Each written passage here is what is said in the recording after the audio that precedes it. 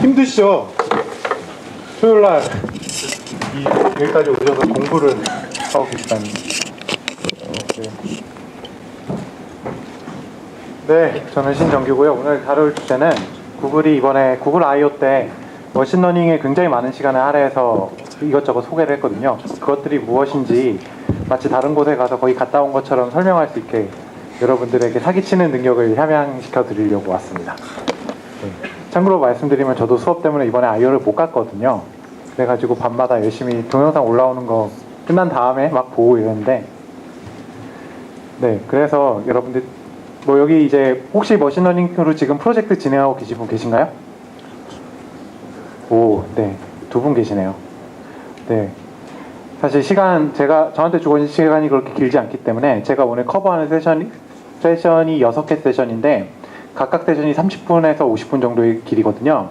그래서 코드에 관련된 건 대부분 뺐어요. 그 대신 제가 오른쪽 아래다가 현재 슬라이드가 어떤 세션에 나오는 슬라이드인지 적어놨기 때문에 그걸 보시고서 나중에 이걸 코드로 어떻게 만들어서 데모를 했을까 궁금하신 분들은 구글 I/O 유튜브에 해당 채널에 가서 해당 동영상을 보시면은 보실 수 있습니다. 시작해 볼까요? 네. 네. 올해도 I/O가 열렸는데요. 작년하고 다르게 올해는 구글 홈을 줬다고 합니다. 이게 무슨 얘기냐면 작년에 갔을 때는 I/O 때 모든 사람들이 올해는 뭘 줄까? 막 픽셀 1을 주려나? 뭐 이렇게 보통 사은품이라고 부르는 뭔가 개짓을 주기를 기대를 했는데 작년에 아무것도 안 줬어요. 근데 I/O 참가비가 보통 $900에서 $1,300거든요. 교통비 빼고 숙박비 빼고 그냥 순수 티켓 값이요.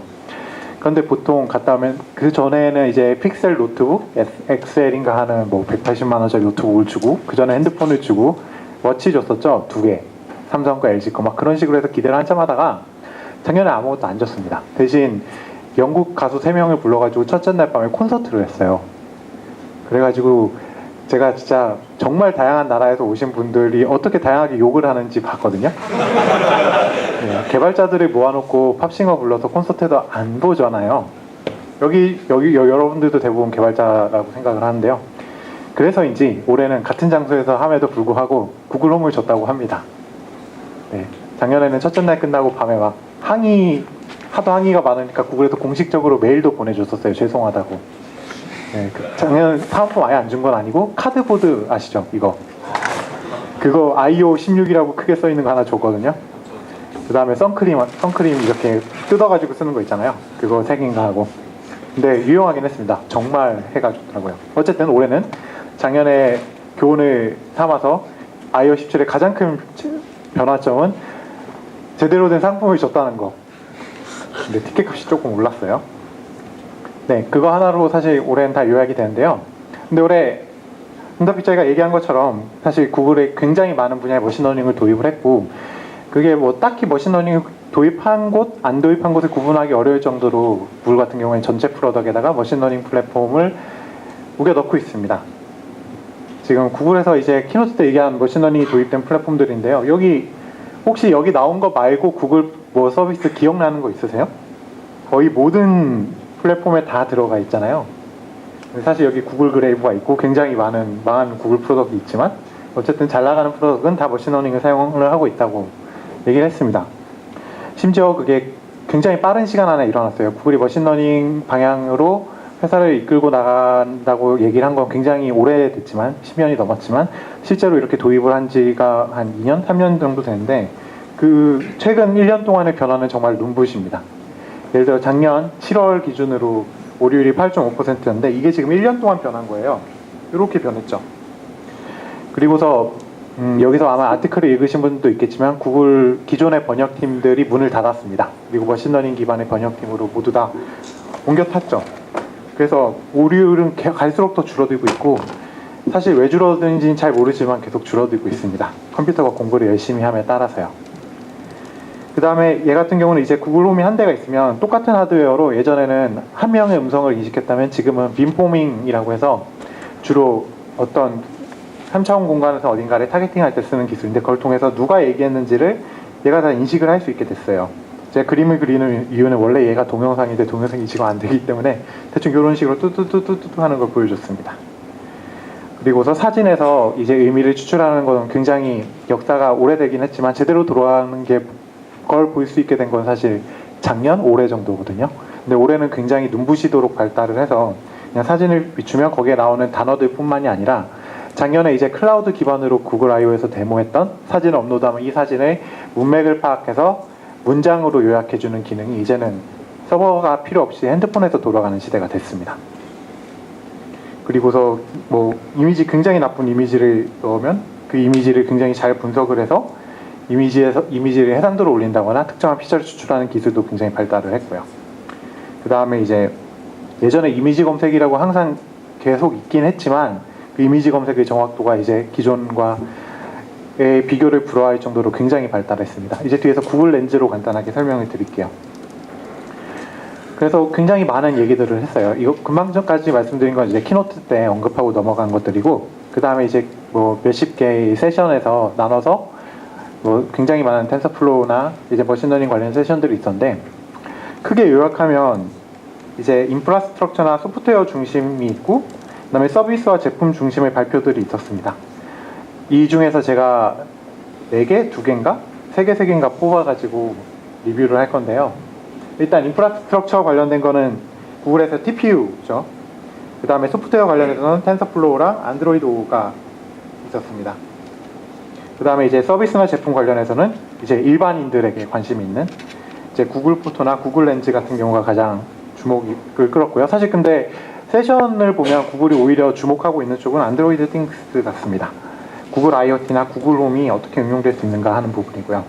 그 다음에 이제 더 응용을 해서 텐서플로우를 사용한 버티컬 서비스, 예를 들어 직업 찾아주는 구글 포 잡스라거나 아니면 이제 작년에 이제 2.0 나오면서 구글에서 엄청나게 푸시를 하게 되는 통계와 데이터베이스와 거기에 관련된 프레임워크를 다 엮은 파이어베이스라는 플랫폼하고 텐서플로우를 어떻게 엮어서 사용할 수 있는가에 대한 세션들도 있었는데, 얘는 너무 재미가 없고요.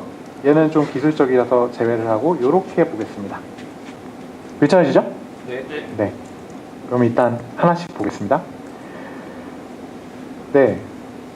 얘네가 하드웨어적으로 얘기를 하는 거는 일단 뭐 기존에 많이 하던 CPU와 GPU가 있고요. 이제는 없어서 못 산다는 그 엔비디아죠.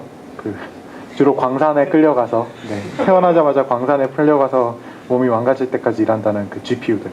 그리고 구글이 안고서 작년 I/O 때 그 키노트 때 발표를 했음에도 불구하고 왜인지 컨슈머 프로덕트로 공개를 안 하고 있다가 올해 다시 2.0을 올리면서 제대로 공개를 한 TPU가 있습니다.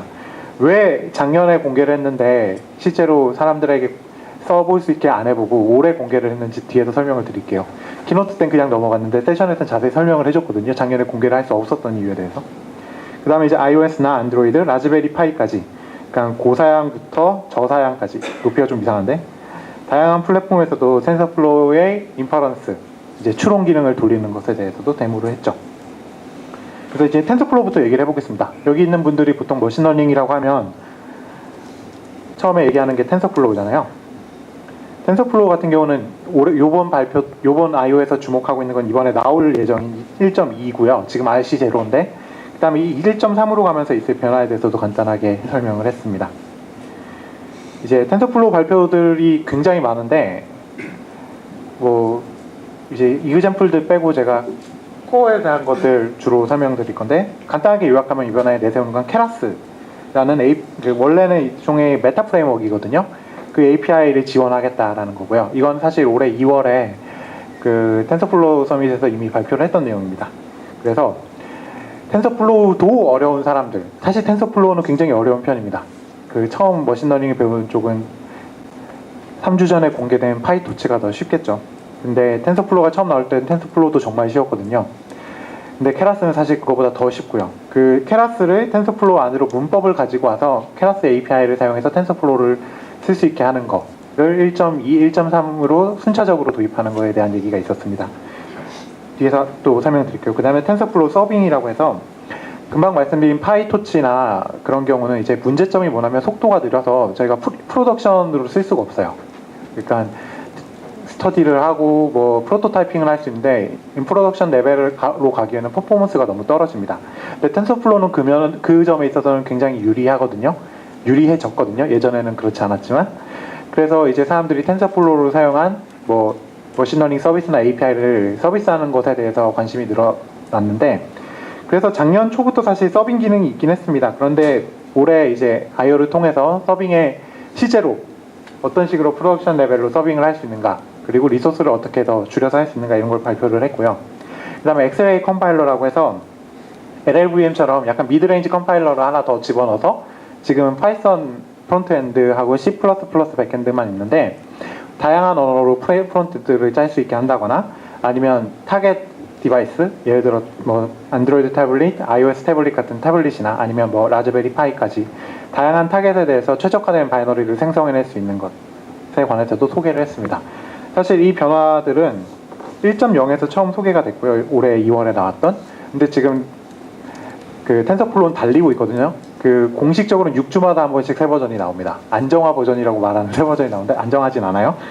어쨌든 그래서 지금 또 1.2까지 왔고, 1.3부터 캐라스가 완전히 들어오고, 지금은 tf.country.keras 이렇게 써야 됩니다. 뒤에서 설명드릴 테니까 보시면 되겠습니다. 그러니까 텐서플로우 자체를 보면은 공개된 지 1년 6개월 만에 17,500번의 커밋이 있었고, 그 다음에 이제 바깥에서 475명 이상의 컨트리뷰터들이 있었고요. 저도 한 명인 것 같아요. 그 다음에 이제 굉장히 많은 커밋들이 외부에서 들어왔습니다. 사실 구글에서 직접 커밋하는 경우가 그렇게 많지는 않았어요. 그 TPU 부분을 뜯어내느라 너무 노력을 해가지고 그 TPU 부분을 이제 쿠다 기반으로 사람들이 채워 넣는 노력들이 굉장히 많았습니다. 그 다음에 이제 텐서플로우라는 키워드가 들어가나 텐서플로우를 내부적으로 사용하고 있는 6,400개가 넘는 프로젝트들이 등장했습니다. 이게 머신러닝 쪽에서는 거의 뭐 유래를 찾아보기 힘들 정도로 빠른 발전이었고요.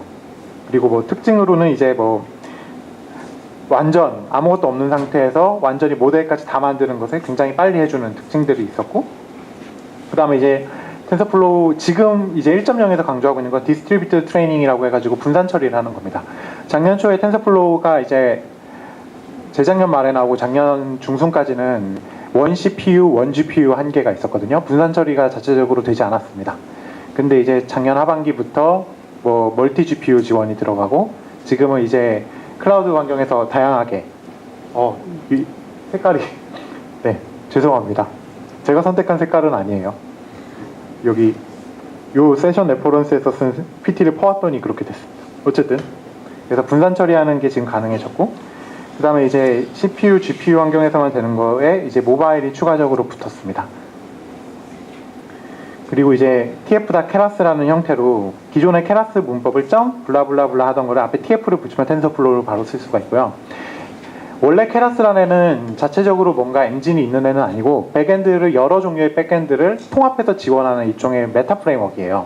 그러니까 케라스 문법이 있는데 실제로 돌아가려면 아래 다른 애를 붙여야 되는 그 프로그램입니다. 예를 들어 시아노를 붙이거나 텐서플로우를 붙이거나 하면은 똑같은 문법인데 다른 종류의 백엔드를 사용할 수 있는 그런 메타 프레임워크였고요. 근데 워낙 그 인캡슐레이션이 많이, 그러니까 잘 추상화가 돼 있어서 사람들이 많이 사용을 했고요. 쉽죠. 대신 실제로 개발하는 입장에서는 나중에 되면 좀 불편해지는 면이 있긴 합니다. 너무나 제약은 심하거든요. 하지만 시작하기 굉장히 좋습니다. 그래서 텐서플로우 유저들한테는 워크플로우를 좀 간단하게 만드는 용도로 쓰이고, 원래 케라스 유저들한테는 이 tf 케라스 말고 다른 원래 텐서플로우 명령들을 케라스 명령과 조합해서 쓸 수 있기 때문에 케라스가 가지고 있던 낮은 확장성을 보완할 수 있는 장점이 생기게 됩니다. 그래서 뭐 케라스 간단하게 설명해드리면 아까 말씀드린 것처럼 고수준 레벨의 스펙이고, 그러니까 스펙이 잘 정의가 되어 있고, 그 다음에 이제 사용자가 좀 쉽게 사용할 수 있는 쪽으로 되어 있고요. 그리고 모토 자체는 딥러닝이 너무 어려우니까 모두에게 사용할 수 있는 딥러닝 툴을 제공하자는 겁니다. 그 다음에 이제 케라스는 이렇게 하고 넘어가고, 원래는 부연 설명이 있어야 되는데 그게 세션 하나거든요. 네, 텐서플로우 서빙을 설명드리겠습니다. 얘는 이제 텐서플로우로 만든 모델을 저장한 다음에 그 모델로 API 서비스를 하거나 할 때 사용할 수 있는 도구예요.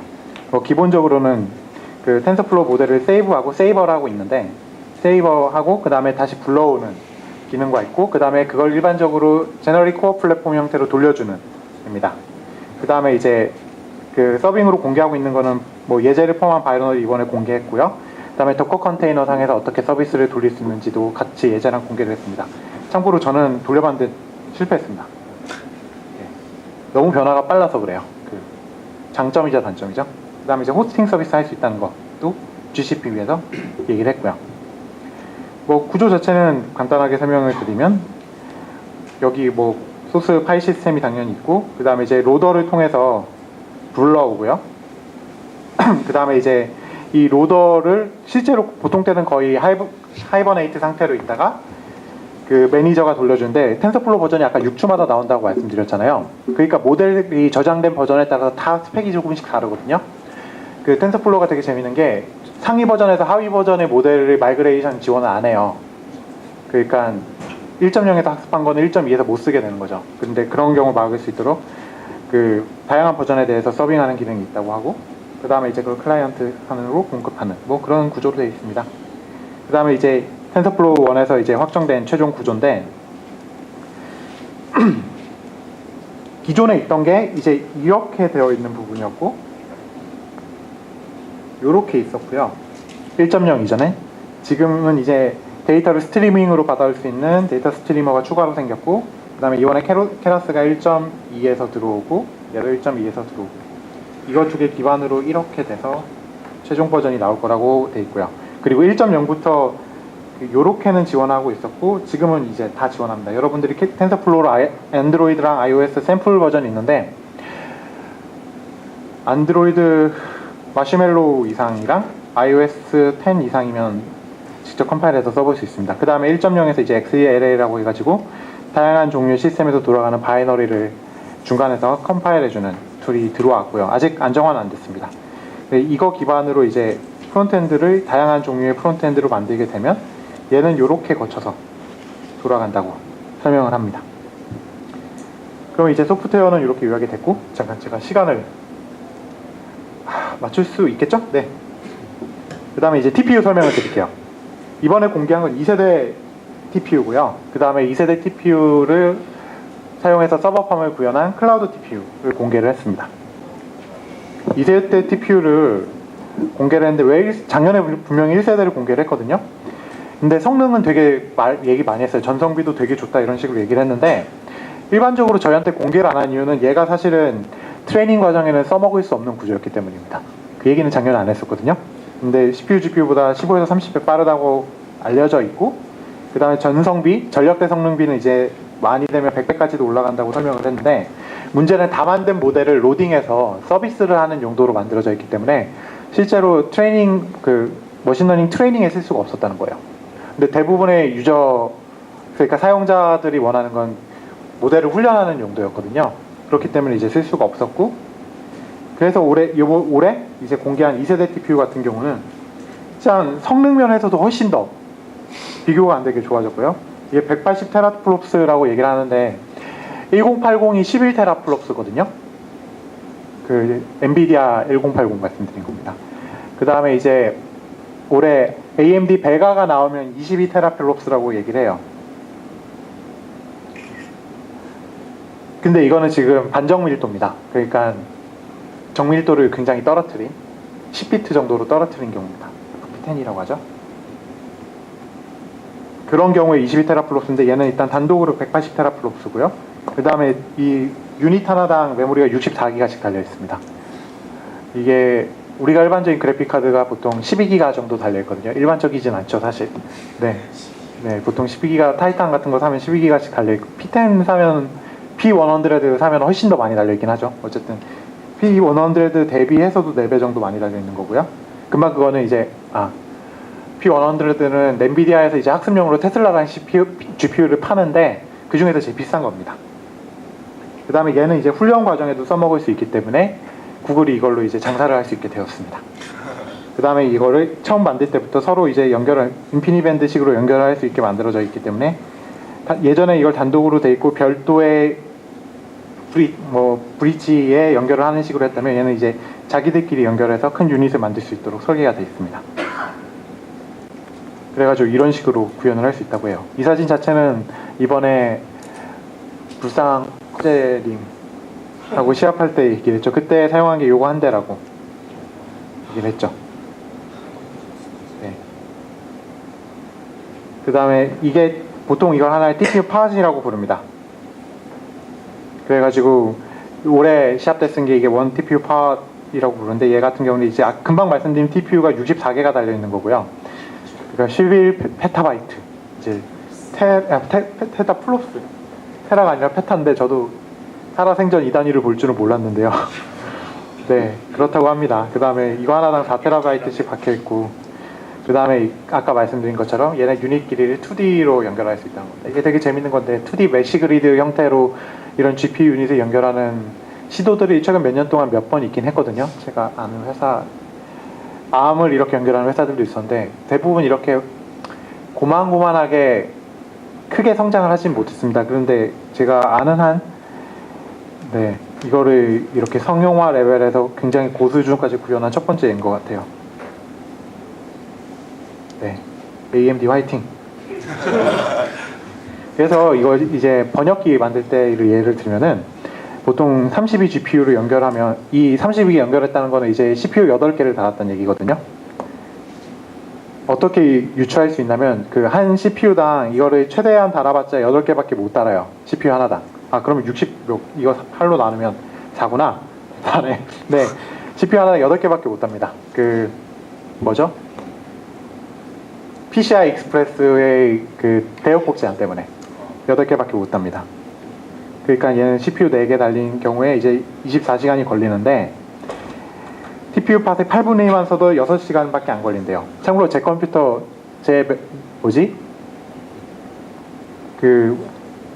아이맥 집에 있는 걸로 돌렸을 땐 27일 걸렸습니다. 제가 아직 기억하고 있어요. 네. 지금은 더 빠르겠죠. 당시 텐서플로우 되게 옛날 버전으로 돌렸으니까 작년 초. 네.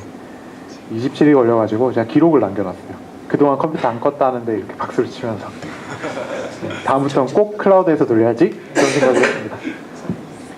그 다음에 이제 이걸 기반으로 실제로 쓸 수 있다는 걸 보여주면서, 아직 일반 대중에게 GCP, 구글 클라우드 컴퓨터 형태로 돈을 받고 공개를 하는 건 아니고, 리서치 클라우드라는 형태로 대학에서 지원을 하면 이거를 TPU를 1000개씩 지원해주는 프로그램을 이제 신청을 받고 있습니다. 그래서 이제 여러분이 인류를 위해 위대한 일을 하겠다 그러면은 그런 머신러닝 연구의 가속을 위해서 이걸 제공해 주겠다라고 해서 이걸 1000개 단위로 제공을 해준 프로그램을 신청을 받고 있고요. 여기 계신 분들 중에서 이제 대학에서 오신 분들 한번 지원해 보시면 될 것 같습니다.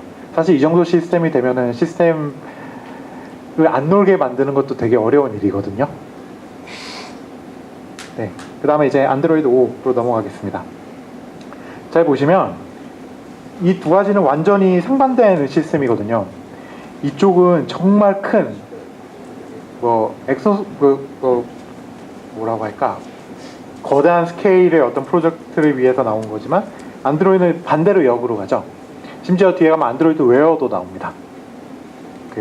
심지어 타이젠에게도 밀리는 그 안드로이드 웨어가 나오는데, 어쨌든 안드로이드 5랑 텐서플로우 같은 경우에 이제 텐서플로우를 모바일에서 사용하는 게 1.0, 그전부터 사실 0.10부터 있긴 했는데 사람들이 아무도 안 썼어요. 안 쓰는 이유가 뭐냐면, 여기 안드로이드 개발자 계세요? 혹시 몇 분 계시나요? 꽤 많이 계시면, 그럼 제가 말씀드린 게 어떤 얘기인지 아실 수 있을 텐데, 인셉션 모델을 안드로이드용으로 컴파일을 해서 돌리면 일단 기본적으로 130메가가 필요합니다. 그 스토리지 앱 안에. 그 다음에 바이너리가 40메가 정도가 필요하고요. 그러니까 다른 부분 다 제외하고 그 인셉션 모델의 사용만을 위해서 한 150메가 이상의 공간을 써야 돼요. 그 다음에 그걸 써서 거기에 필요한 데이터 같은 건 다 별도고요. 그 다음에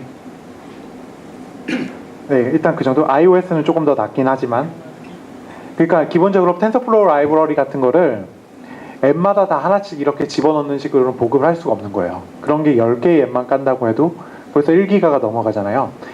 지금 구글이 작년부터 되게 심혈을 기울이고 있는 마켓은 저희처럼 이렇게 개발도상국이라고 말하기 좀 그런데, 개발도상국이 아니라고 할 뻔했는데, 저희 나라 아니지, 우리나라가 개발도상국이라고 해야 되나요? 어쨌든 우리나라 같은 개발도상국 대상이 아니라 인도나 중국 같은, 거긴 또 뭐라고 해야 돼요?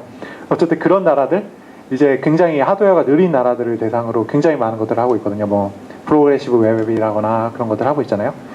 그런 곳에서는 텐서플로우 자체를 접근하는 게 불가능합니다. 너무나 이 용량 자체가 크기 때문에. 그래서 얘네가 낸 아이디어가 뭐냐면, 아예 안드로이드에다가 모두가 공통으로 쓸 수 있는 라이브러리를 같이 넣어서 주겠다는 거예요. 그러면 중복되는 부분들이 많이 사라지겠죠. 그리고 몇몇 모델들은 트림드된 버전을 같이 넣어줘서 보통 예를 들어 3으로 인식하는 경우는 인셉션 모델을 쓰는데 프리트레인드 인셉션 모델을 내장을 시켜준다거나 하는 식으로, 아니면 필요할 때 다운로드를 받으면 시스템 와이드하게 공유할 수 있는 식으로 만드는 게 이 안드로이드 5가 텐서플로우를 접근하는 방식입니다. 그래서 그것들을 이름을 텐서플로우 라이트라고 붙였고요. 얘는 사실 별건 아니고 텐서플로우 기반의 XLA를 사용해서 특정한 ARM 타겟에 대해서 최적화를 하고, 그 다음에 이제 그 텐서플로우 자체가 엄청 커요. 바이너리가 큰 이유가 이제 온갖 모델을 다 지원하기 때문이거든요.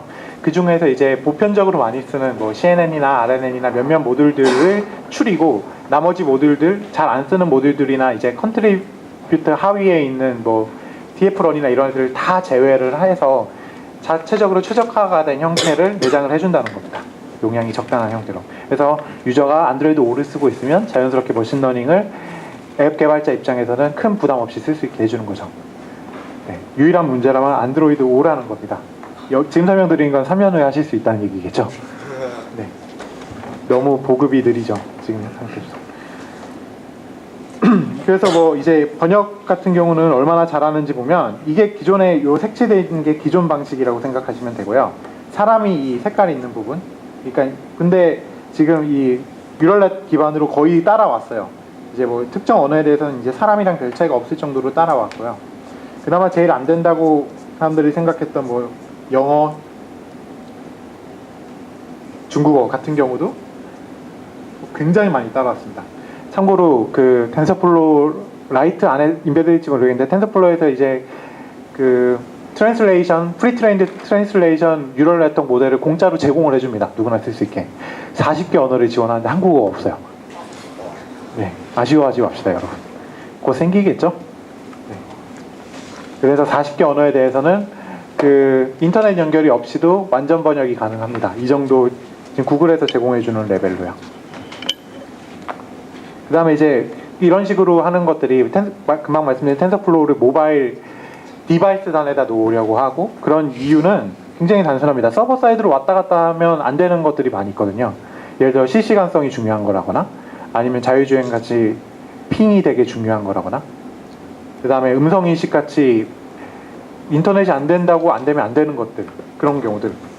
그러니까 인터넷이 안 됐을 때 기능이 돌아가야 되는 것들이 생각보다 많아요, 여러분. 그런 것들 여기 이렇게 정리를 했는데, 뭐 동작인식, 자연어 처리, 번역, 그 다음에 딕테이션, 그 다음에 OCR 같은 경우도 있죠. 그 다음에 이제 예를 들어 이런 디바이스에서 응답을 바로 해야 되는데, 이걸 개인정보를 서버로 보내서 응답을 받아오는 건 프라이버시 이슈도 생길 수가 있잖아요.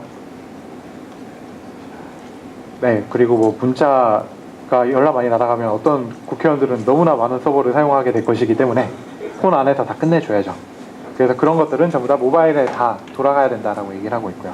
이 방향 자체는 모든 뭐 머신러닝을 선도하는 기업들이 공통적으로 갖고 있는 것 같아요. 사실 이화표 준비하기 좀 전에 WWDC 지금 오늘까지 하잖아요.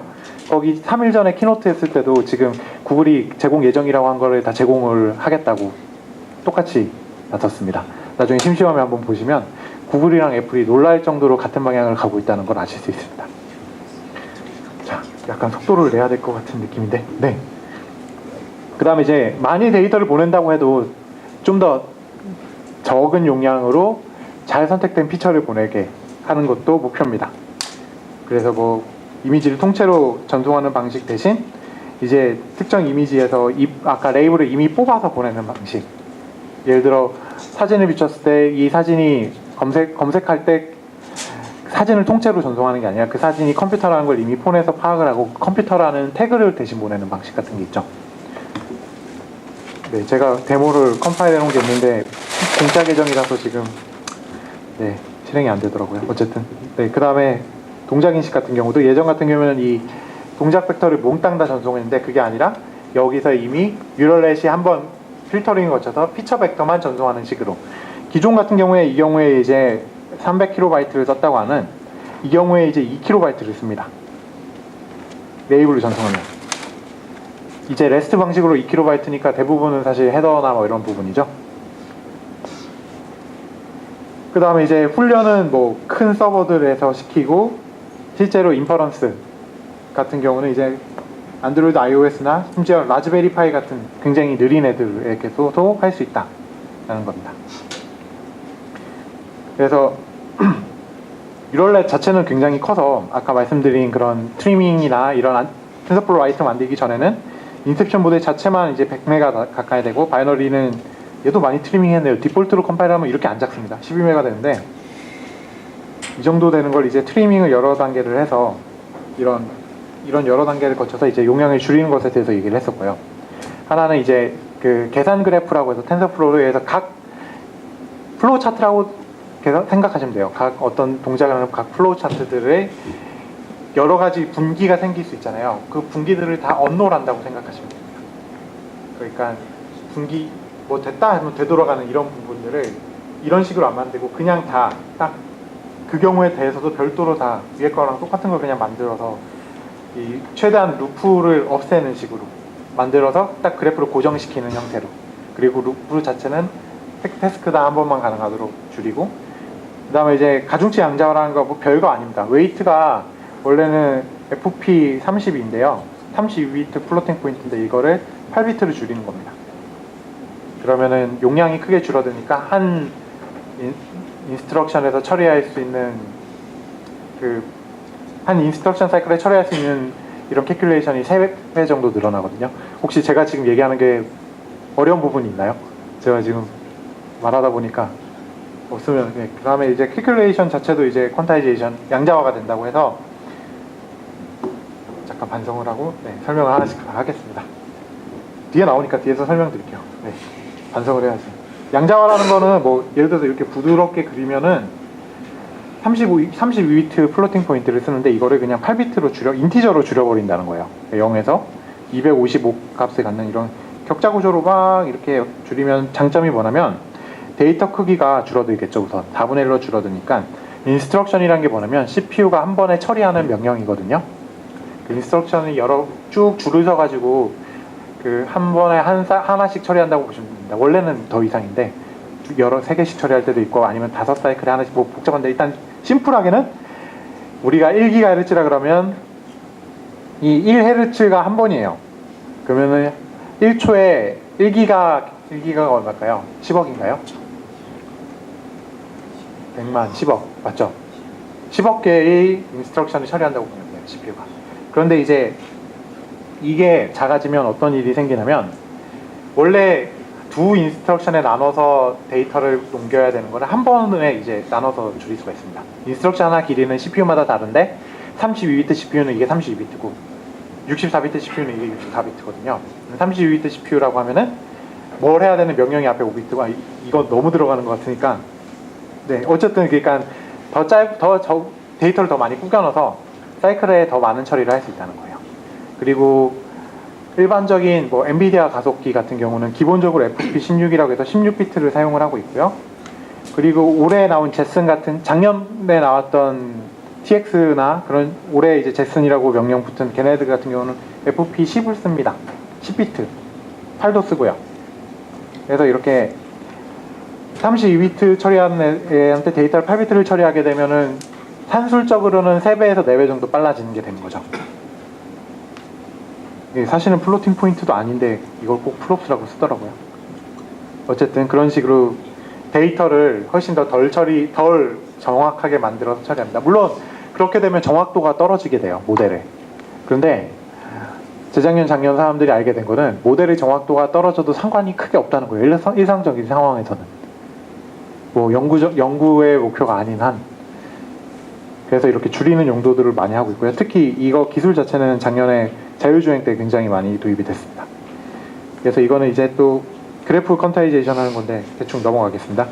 어쨌든 모든 게 결국에는 곱하기랑 더하기로 다 바뀌어요. 텐서플로우 안에서 모든 명령들은 그 매트릭스의 곱이거든요. 기본적으로 곱이고, 걔네들을 그 곱들 결과를 더하는 식으로 되어 있습니다.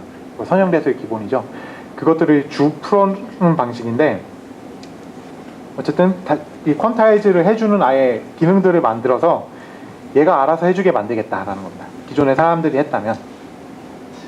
그래서 뭐 렉티파이어 유닛이 기존에 뭐 그 유리수 기준으로 플로팅 포인트 기준으로 만들어져 있다면 퀀타이즈 디퀀타이즈를 붙이면은 내부적으로 퀀타이즈 된 상태로 돌아가고 결과는 다시 그거를 플로팅 포인트로 잘 바꿔서 그 뭐라고 할까 안티 얼라이싱 하듯이 스무딩을 해서 다시 그런 결과를 내뱉는 그런 부분을 자동으로 해줍니다. 그래서 이제 이런 걸 다 거쳐서 압축을 하게 되면 아까 전에 이게 12메가라고 했는데 사실 50메가인데 12메가라고 한 것도 그렇지만 이게 1.5메가가 되고 아까 이게 거의 100메가였는데 23메가가 되죠. 이걸 보면서 저는 구글은 정말 미친 사람들만 다니는가 보다라고 생각을 했습니다. 나중에 이제 혹시 머신러닝 관심이 생겨서 이 분야를 해보시게 되면 이거 정말 말도 안 된다고 이게 그러니까는 압축 파일로 압축을 해도 이렇게 안 돼요. 결과를. 네.